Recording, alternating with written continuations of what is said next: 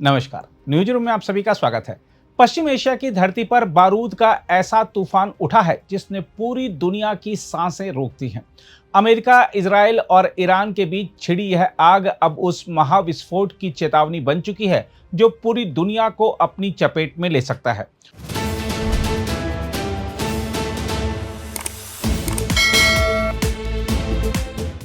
Hormuz जलडमरू मध्य से लेकर Bahrain, Jordan और दक्षिणी लेबनान तक मिसाइलों, ड्रोन और हवाई हमलों की गूंज ने यह साफ कर दिया है कि अब हालात नियंत्रण से बाहर जाने की कगार पर पहुंच चुके हैं। इस भड़कते संकट की शुरुआत उस वक्त हुई जब अमेरिकी राष्ट्रपति डोनाल्ड ट्रंप ने दावा किया कि ईरान ने हॉर्मुज जलडमरू मध्य के पास अमेरिकी अपाचे हेलीकॉप्टर को मार गिराया। ट्रंप ने इसे अमेरिका की सैन्य ताकत पर सीधी चोट बताते हुए तुरंत जवाबी कार्रवाई का ऐलान कर दिया। अमेरिकी सेना ने कुछ ही घंटों बाद ईरान के दक्षिणी इलाकों पर ताबड़तोड़ हमले शुरू कर दिए। बंदर अब्बास, किश्म, सिरिक, मिनाब और जास्क जैसे रणनीतिक इलाकों में जोरदार धमाके सुनाई दिए। अमेरिका ने दावा किया कि उसने ईरानी रडार और संचार ठिकानों को निशाना बनाया, लेकिन ईरान ने आरोप लगाया कि अमेरिकी हमलों में जल ढांचा और नागरिक सुविधाएं तबाह हुई हैं। ईरान ने भी पीछे हटने की बजाय सीधी चुनौती देने का रास्ता चुना।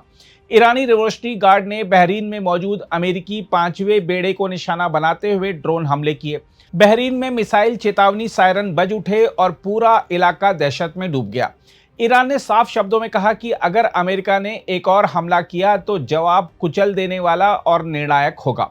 ईरानी सेना ने दावा किया कि उसने अमेरिकी F-35 लड़ाकू विमानों के हैंगर और कमांड सेंटर को निशाना बनाया है। इतना ही नहीं, ईरान ने जॉर्डन और कुवैत में मौजूद अमेरिकी ठिकानों पर भी हमला बोल दिया। जॉर्डन ने दावा किया कि उसने अमेरिकी ठिकानों की ओर बढ़ रही 5 मिसाइलों को हवा में ही मार गिराया। वहीं कुवैत में भी हवाई सुरक्षा तंत्र सक्रिय करना पड़ा। इन हमलों ने यह साफ कर दिया कि अब यह संघर्ष केवल ईरान और अमेरिका तक सीमित नहीं रहा, बल्कि पूरा पश्चिम एशिया युद्ध के मुहाने पर खड़ा है। दूसरी ओर इजराइल ने भी मोर्चा संभाल लिया है। इजरायली सेना ने दक्षिणी लेबनान के टायर क्षेत्र समेत कई इलाकों में हिजबुल्लाह के ड्रोन और मिसाइल लॉन्च ठिकानों पर जबरदस्त हवाई हमले किए। इजराइल का दावा है कि उसने 6 महत्वपूर्ण ठिकानों को तबाह कर दिया है। सेना ने धुंधले हवाई वीडियो जारी कर यह दिखाने की कोशिश की कि कैसे लेबनान के गांवों और घरों पर बम बरसाए गए, लेकिन इसके जवाब में हिजबुल्लाह ने भी हमला तेज कर दिया। हिजबुल्लाह ने दावा किया कि उसने दक्षिणी लेबनान में इजरायली सैनिकों, बख्तरबंद वाहनों और सैन्य कमांड ठिकानों पर 14 हमले किए हैं। बियादा, रशफ, अल कवजा और कतारा जैसे इलाकों में रॉकेट और ड्रोन हमलों की खबरों ने इजरायल की चिंता बढ़ा दी है। हिजबुल्लाह ने यह भी दावा किया कि उसने इजरायली हर्मीज 450 ड्रोन को मार भगाया और समुद्री ठिकानों पर विस्फोटक ड्रोन दागे। हालांकि इस भीषण तनाव के बीच कूटनीतिक हलचल भी तेज हो गई है। अमेरिका ने संकेत दिया है कि उसकी हालिया सैन्य कार्रवाई फिलहाल पूरी हो चुकी है और वह आगे तत्काल युद्ध नहीं चाहता। दूसरी तरफ ईरान ने भी औपचारिक रूप से युद्ध विराम की घोषणा नहीं की, लेकिन उसके बयानों में यह संकेत जरूर मिला कि वह फिलहाल पूर्ण युद्ध से बचना चाहता है। इसके बावजूद जमीन पर जारी हमले और जवाबी हमले यह बता रहे हैं कि हालात किसी भी क्षण विस्फोटक मोड़ में जा सकते हैं। ईरान के विदेश मंत्री अब्बास अराक्ची ने इस संकट को और भड़का दिया जब उन्होंने कहा कि हॉर्मुज जलडमरू मध्य कोई अंतर्राष्ट्रीय जल क्षेत्र नहीं है, बल्कि यह ईरान और ओमान की साझा संप्रभुता के तहत आता है।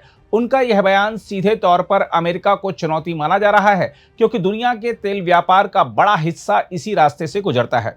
यदि यहां तनाव और बढ़ा तो पूरी दुनिया में तेल संकट और आर्थिक भूचाल आ सकता है। इस समय सबसे बड़ा सवाल यही है कि क्या अमेरिका ईरान के ताजा हमलों को सहकर पीछे हटेगा या फिर एक और विनाशकारी जवाब देगा। देखा जाए तो पश्चिम एशिया की धरती पर फैल चुकी यह आग अब केवल क्षेत्रीय संघर्ष नहीं रही, बल्कि यह तीसरे विश्व युद्ध की दस्तक जैसी दिखाई देने लगी है।